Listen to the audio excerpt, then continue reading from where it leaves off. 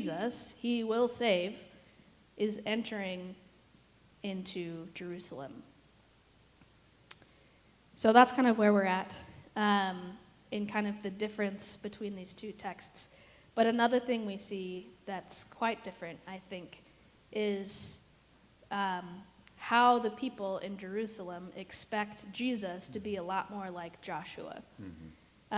So we're not going to get into the conquest and all of the complications with that there, but the story of the book of Joshua in the Old Testament is the story of God's people conquering a land and removing the people who were living there. Your pastors would love to talk to you about that if that's something that feels hard. And I mean that. These are texts that we're meant to wrestle with. But the people here in Jerusalem have been living under the oppression of the Romans, and before that the Greeks, and before that the Babylonians, and before that the Assyrians. They've been living under the oppression of empire for so long, and all they want is another Joshua to come in and lead them in conquest to violently remove. And yet, Jesus does not enter on a war horse. He enters on a donkey. So that clues us in to the ways of God doing something different here. So the crowds are excited to see him, and then, as Jason told us, something changes. That is also a similarity that I see in the whole series that we've been in and up to today, is that the expectations of the crowd are so often misaligned with not necessarily who God is, but how God is. You one time, a few sentences ago when you were preaching, talked about like good theology doesn't just tell us who God is, but how God is.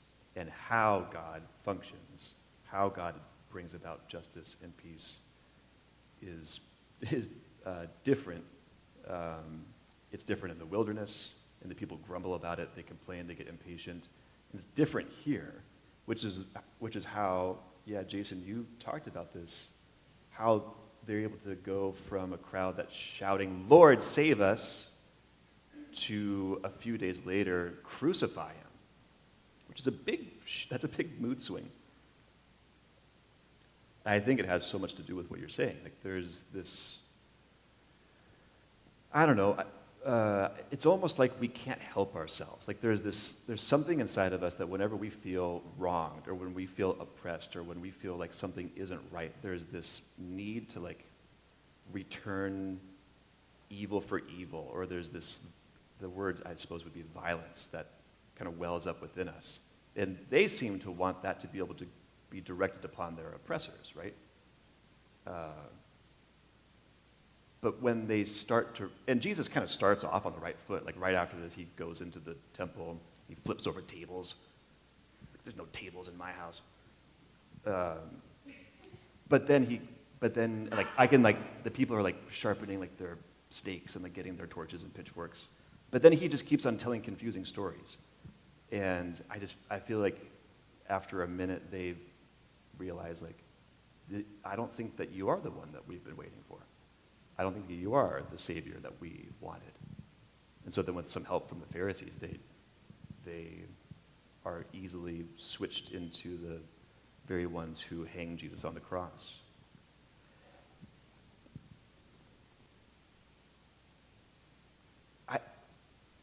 It's a very sad story.